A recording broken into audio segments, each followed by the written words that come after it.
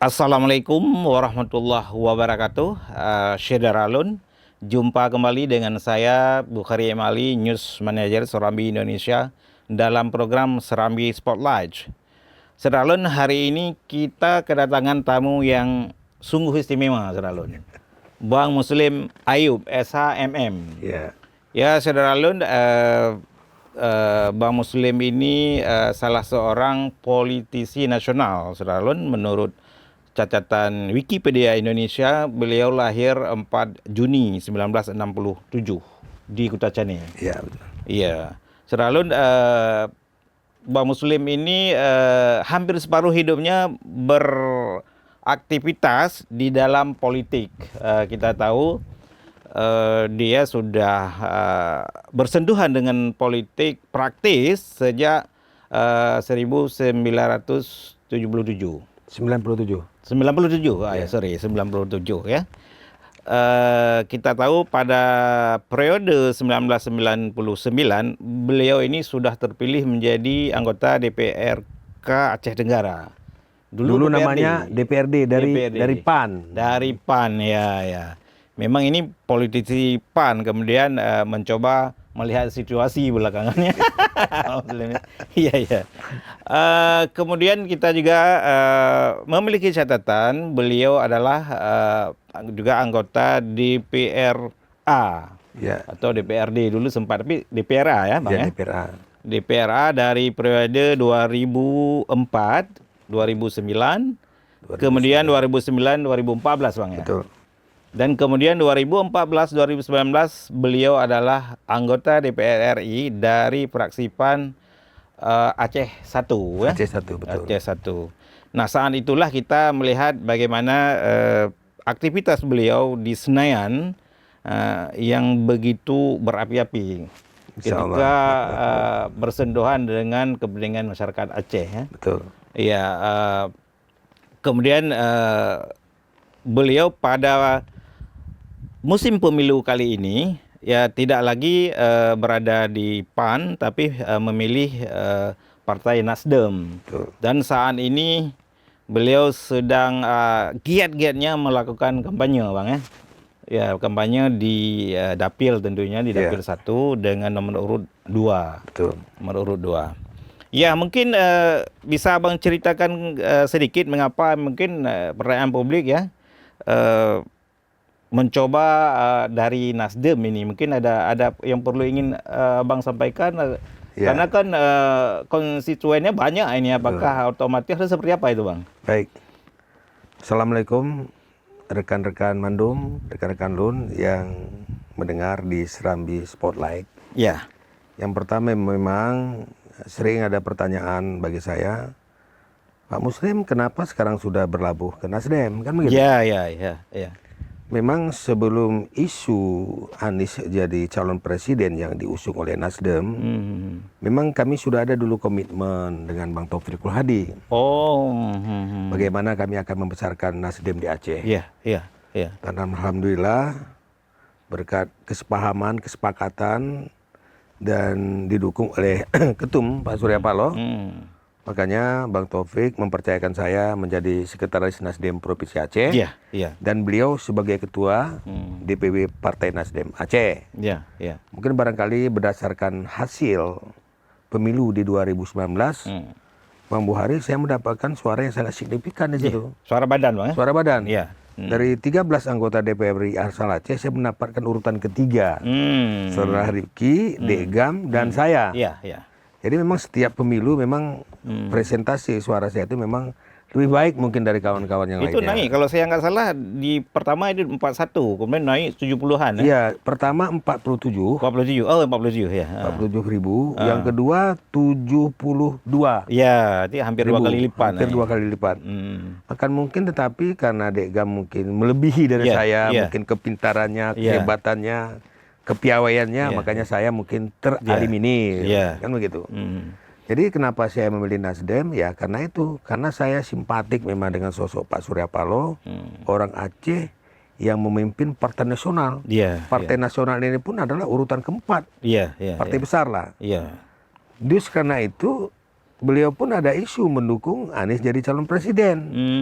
So, karena itulah saya berlabuh dan menjadi sekretaris wilayah Partai Nasdem Aceh bersama-sama membangun Partai Nasdem di Aceh ini. Iya. Gitu. Iya, menarik sekali Saudara Alun. Ini salah satu alasan dan sekarang terklarifikasi karena memang ada kepentingan Aceh juga yang lebih besar di dalamnya tentunya Saudara Alun. Ya, baik Bang Muslim, ini kan ketika Anda memilih Nasdem maka publik pemilihan ini tepat ya, karena kita tahu bahwa hampir sebagian besar masyarakat memang lagi demamnya dengan Pak Anies ya.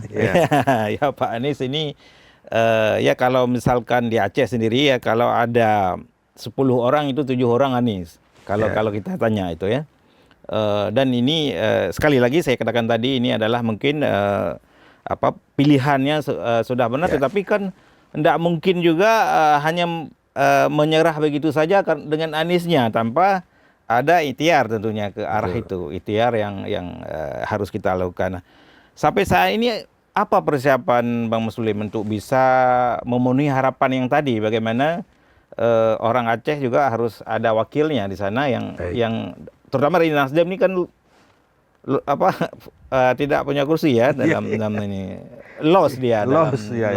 Ini bagaimana mungkin prediksi atau harapan atau kegiatan Bang Muslim? Memang di 2019 Nasdem yang 2 kursi hilang sekali. Ya. Baik Dapil 1 dan Dapil 2. Itu memang kehilangan kursi Nasdem itu memang kita pahami. Iya. Pada saat itu memang animo masyarakat untuk memilih pada saat itu calon presidennya serentak itu dulu pemilihannya. Sangat luar biasa. Dan kebetulan pada saat itu Nasdem mendukung Jokowi menjadi presiden. Karena kemenangan Prabowo dulu kan sangat signifikan juga di Aceh. Di Aceh ya. Justru karena itulah istilahnya kalau kami katakan tsunami politik untuk Nasdem.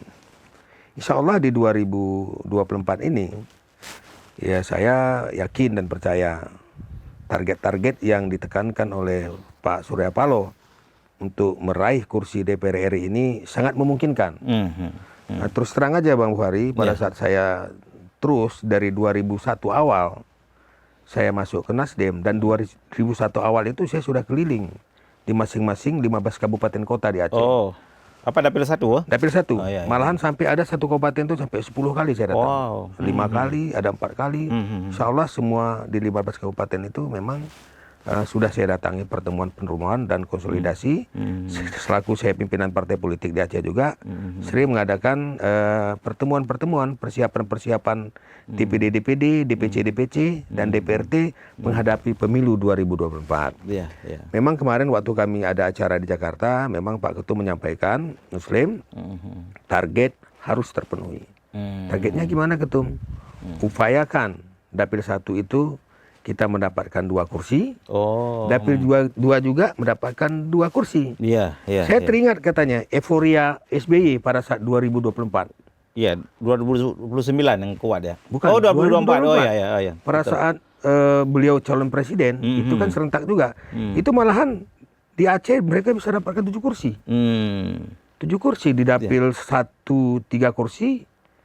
Ini Pak, saya potong sedikit. Kalau 2009 ya yang 7 kursi.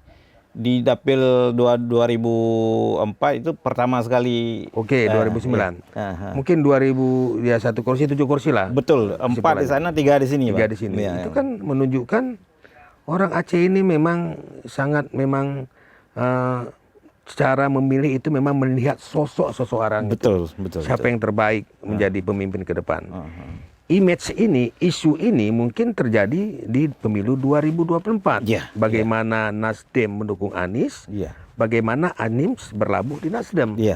Efek inilah menjadi dasar mungkin Terketum menargetkan kami 2 kursi di Dapil 1 dan 2 kursi di Dapil 2. Dan kemungkinan ini saya rasakan juga pada saat saya di Dapil. Memang gini Bang Wari, pada saat saya membawa spanduk itu untuk saya dirikan di suatu tempat di kampung-kampung, mereka lihat Anies Pak Musim, kalau memang Anies letak di sini aja.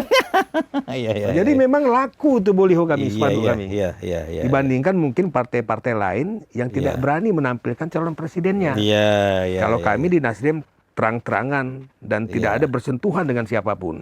Malahan kalau kita bawa misalnya hari ini baliho kita di satu daerah misalnya 20-nya tuh habis. Sama, inilah mungkin barangkali animo masyarakat, keinginan masyarakat itu untuk memilih Anies dari presiden, dampak mungkin dari efek Anies bisa terjadi mungkin bukan Nasdem saja, bisa terjadi ke PKS dan PKB. Betul. Tapi apapun namanya, yang pertama mendasari terbentuknya koalisi dan Amin mencalonkan presiden ini, Anies menjadikan calon presiden adalah Pak Surya Paloh, orang Aceh kita. Mungkin itu menjadi dasar, dan kami berharap juga memang di pemilu 2024 ini suara Nasdem yang hilang sama sekali di 2019 akan kembali signifikan di 2024. Begitu juga di tingkat DPRA yang dulunya 12 kursi menjadi 10 kursi. 10 kursi. Yang jadi 12 kursi menjadi 2 kursi. Hilang 10 kursi. Begitu juga dampaknya di kabupaten kota yang ada di Aceh. Makanya Ketum, jadi Muslim jangan ada alasan lagi di Aceh bahwa kita tidak mendapatkan kursi di DPR RI dan signifikan di DPRA. Apalagi kita Nasdem sudah pasang badan untuk Anies. Ya mudah-mudahan Muslim jalan, sampaikan salam saya orang Aceh asli, bapak mama saya orang Aceh, dan salam kepada masyarakat dan tokoh-tokoh Aceh, kepada ulama-ulama Aceh. Bersama-sama kita mendukung Nasdem, bersama-sama kita mendukung Anies menjadi presiden agar Indonesia ini terjadi perubahan yang sangat signifikan. Menarik Saudara Alun. Apa yang disampaikan oleh Bang Muslim tadi memang kita juga punya catatan dan jejak digital tentunya. Yang disampaikan tadi bahwa pada 2020 pertama diselenggarakan pemilu secara umum, itu pilpres yang dipilih langsung oleh masyarakat, Aceh pernah mencatat pemenangnya adalah Amin Rais. Betul. Ya, karena mengapa? Karena orang Aceh melihat ketika itu inilah sosok yang dianggap bisa melakukan perubahan dan tidak peduli orang Aceh dengan daerah lain. Yang penting dia bisa menang pada 2024. Kemudian 2029 kita lihat 2009 karena SBY ini punya jasa yang demikian besar terhadap Aceh ya. Terjadi perdamaian di Aceh semasa dia. Makanya yang disampaikan oleh Bang Muslim tadi, Aceh menyumbang 7 kursi Seralun. Di Dapil 2 itu 6 kursi 4 diambil oleh mereka. Itulah yang tsunami tadi yang dimasukkan luar biasa. Nah, apakah ini akan terulang lagi? Bukan sesuatu yang mustahil di dalam politik ya Bang Muslim. Apalagi kita lihat euforia masyarakat. Cuma tadi kan mungkin ini perayaan publik, Bang. Dulu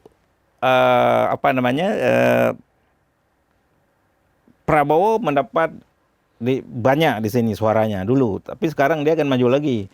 Nah, apakah ini masih kira-kira masih ada atau seperti apa, atau akan kalah dengan suara Anies tentunya, Bang Muslim? Ini kalau prediksi saya ya, sebagai orang politik, kalau seandainya sekiranya mungkin Pak Prabowo konsisten tetap pada pendirinya, didukung oleh partai-partai yang mendukung dia dulu, saya yakin suaranya sangat signifikan, luar biasa. Yakin saya dia jadi pemenang.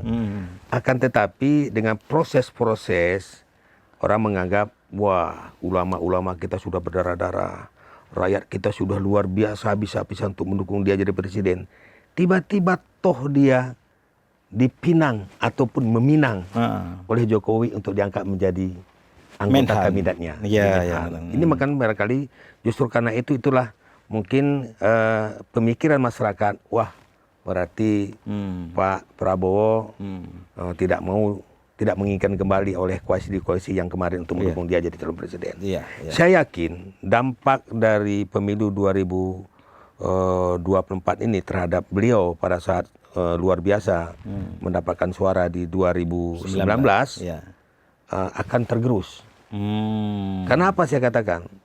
Kalau di Aceh ini kalau sudah titah ulama, sulit kita menyampingkannya, menafikannya. Apalagi saya melihat ada selintingan-selintingan mengatakan kalau mau kita mendukung Anies jadi presiden dan jadi presiden, di lembaga legislatif itu harus kita perkuat. Apa jadinya kalau Anies presiden di lembaga legislatif itu tidak kita perkuat? Yang diperkuat di lembaga legislatif itu adalah Nasdem, PKS, dan PKB. Nah, jadi ini memang terjadi di Aceh. Kita belum tahu barangkali di daerah lain apakah begitu. Tapi saya yakin, hakul yakin, suara Prabowo untuk 2019 akan kembali dijatuhkan mungkin kepada Anies di 2024. Iya, ya. Ya, secara lalu ini prediksi yang ada sama Bang Muslim ya, tetapi banyak juga yang memprediksikan hal yang sama tentunya, baik dari pengamat atau juga dari partai politik tersendiri. Makanya tadi Bang Muslim juga menyinggung ada yang tidak berani memasang capresnya, mungkin berhitung-hitung seperti yang disampaikan oleh Prof. Humam kemarin. Iya, ya. Ini kan tidak sampai sebulan lagi ya. Iya, Bang. Persiapan apa saja mungkin yang sudah dilakukan sehingga termasuk mungkin saksi atau secara totality apa yang sudah dilakukan? Persiapan kami kan ada KSN namanya, Komisi Saksi Nasional. Itu yang paling penting diketuai oleh Saudara Samsul ya, Tengku Samsul. Mungkin ini yang paling utama dulu kami persiapkan komisi saksi ini, baik di tingkat desa maupun kecamatan maupun di kabupaten kota. Insya Allah sudah terbentuk semuanya. Persiapan lainnya ya masing-masing caleg ini tiada hari tanpa penggalangan, tiada hari tanpa ke lapangan. Saya rasa saya juga udah sering ke lapangan, belum tentu mungkin saya bisa duduk di DPR RI apabila kita tidak betul-betul menyemangati pemilih itu untuk memilih kita. Apalagi isu-isu money politik nih Bang Buhari, luar biasa. Ini kadang-kadang di tingkat DPRK, di tingkat DPRA, di tingkat DPR RI pun sudah mulai ini. Jadi memang masif dan terstruktur ini memang sudah sulit kita untuk menafikannya. Apalagi Panwaslu juga hanya berapa orang, pemilih jutaan orang, Panwasnya berapa orang. Jadi mereka memang tidak bisa membendung ini. Tapi begitupun secara tugas kita memang kita harus juga menyampaikan, menyemangati masyarakat, memberi pengumuman kepada masyarakat bahwa kita tidak boleh melakukan money politik.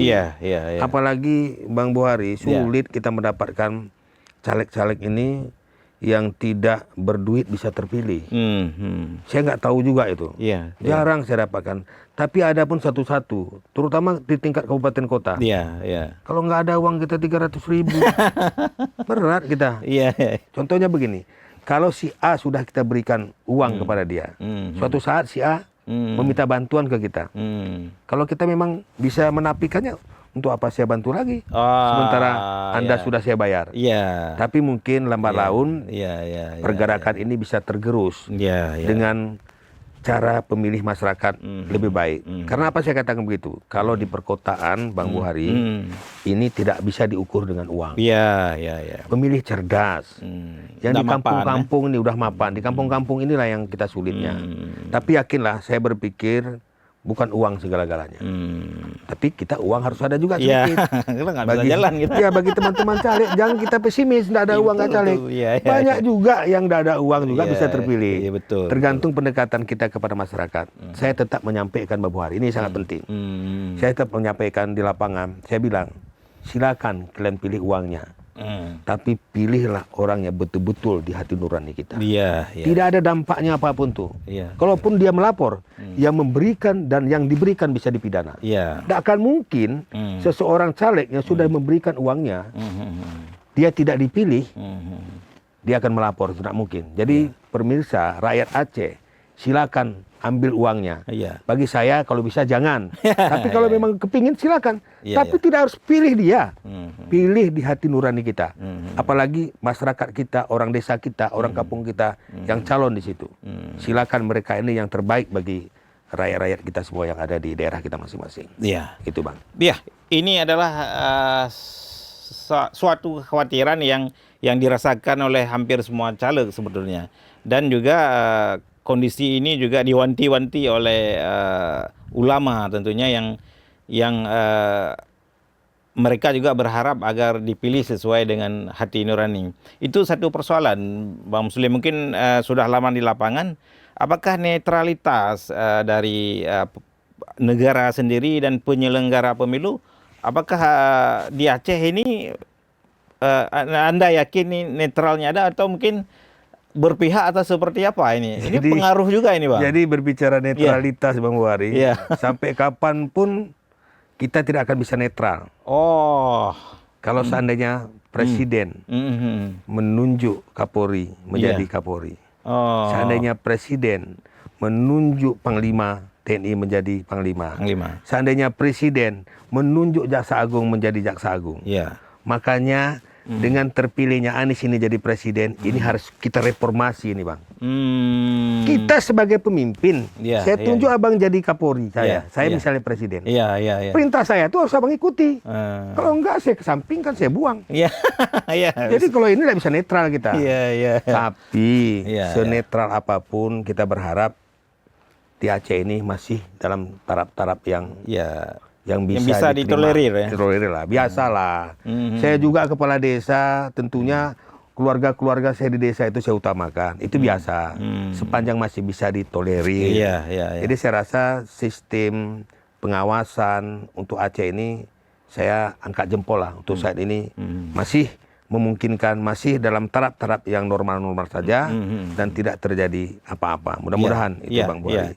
Cuman yang jelas kita berharap dari pihak-pihak APH termasuk Panwas sendiri, kewenangannya itu kan harus juga dilakukan.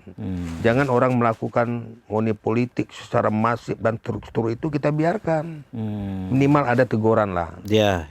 Kalau seandainya Bang Buhari, mereka bekerja real di lapangan tanpa ada money-politik, kurasa di DPRA kita ini, DPRK kita ini, duduklah orang-orang yang pintar di situ.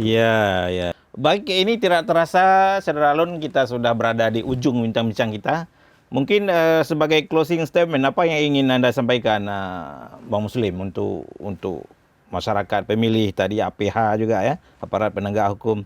Karena kan kita tahu juga Bawaslu kadang-kadang hanya seperti pengamat posisinya. Jadi tidak bertindak di bawah. Mestinya kan dia punya kewenangan bisa melapor ke ada unsur pidana atau tidak, artinya bergerak. Nah, apa yang ingin Anda sampaikan kepada masyarakat, karena ini sisanya kan tidak sampai 1 bulan lagi, Bang Muslim. Tapi yang jelas begini, Bang, saya kan baru pulang dari Jakarta. Ini mohon maaf juga karena saya pendukung Anies. Mungkin barangkali kalau misalnya abang mewawancarai pendukung Prabowo begitu juga. Mungkin pendukung PDI begitu juga. Tapi yang jelas saya sebagai tim kampanyenya Anies, kepada masyarakat Aceh jangan ragu untuk memilih. Karena selama ini banyak isu yang mengatakan, Pak Muslim, ini memang kita menang nih milih Anies. Tapi nanti kita dikalahkan di KPU. Tapi nanti kita kalahkan di KIP. Saya rasa itu tidak mungkin lagi, Bang. Kenapa saya katakan tidak mungkin? Ini relawan Anies ini kan secara masif, struktur, secara luar biasa. Sukarela ini. Dengan uang patungan-patungan sendiri. Saya yakin setiap TPS itu pasti ada yang mengawal relawan Anies. Sampai 30, 25 orang. Itu sudah tersebar semua relawan. Kalau sudah jelas di situ Anies menang, di foto truk. Kalaupun nanti kita keberatan, kita uji di MK. Dulu di MK kita pesimis lah, tidak yakin ya. Apalagi perseteruan antara PDIP dengan penguasa ini kan sudah mulai nampak bahwa MK itu benar-benar menjalankan tugasnya. Karena putusan-putusan MK selama ini memang putusannya diinginkan oleh masyarakat Indonesia. Saya yakin dan percaya dengan MK saat ini. Dan saya yakin dengan penyelenggara juga saat ini. Mudah-mudahan sampai ke KIP, sampai di kecamatan, sampai di pedesaan, dengan jalur tersendiri berdasarkan dengan undang-undang, berdasarkan dengan PKPU. Dan insya Allah statement saya hari ini, perubahan Indonesia itu akan berubah pada saat Anies menjadi presiden di Republik Indonesia ini. Amin, amin ya Allah.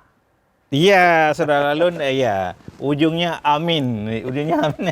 Ya, apa yang digambarkan oleh Bang Muslim, bahwa yakin kita akan ada relawan yang mungkin tanpa dibiayai, tanpa digaji, mereka akan berada di tempat-tempat pemungutan suara ya tentunya. Kemudian kalaupun nanti punya catatan sendiri yang berbeda dengan apa yang dihasilkan oleh KIP, kalau kita orang KPU itu masih ada saluran lainnya yang disampaikan oleh Bang Muslim tadi, kita juga masih bisa melakukan menguji kembali di MK nantinya. Dan sekarang orang sudah yakin MK sekarang ya. Ada satu tambahan lagi, Pak. Iya, iya. Kenapa saya yakin dengan MK sekarang? Karena tidak ada, ini mohon maaf, ini kan MK itu kan ada di komisi saya dulu. Betul, betul, ya. Ini MK ini jatah masing-masing partai. Oh. Ada memang dari akademisi, ada yang ditunjuk presiden. Ada Kalaupun dari presidennya menunjuk satu, sementara Pak Jokowi ini kan tidak koalisi lagi dengan PDIP. Benar, jadi nggak akan. Dan di MK ini saya yakin netralitasnya tinggi nih. Satu dibandingkan berapa? 9, mana mungkin? Itu ada politisinya, ada akademisinya, ada orang-orang tokoh-tokohnya, dan saya yakin, hakul yakin putusan MK selama ini benar-benar memihak dengan kerakyatan. Iya. Profesional ya. Jadi masyarakat Aceh jangan takut. Yakinlah pilihan kita itu tidak akan berubah. Kita pilih Prabowo, tetap Prabowo. Kita pilih Ganjar, tetap Ganjar.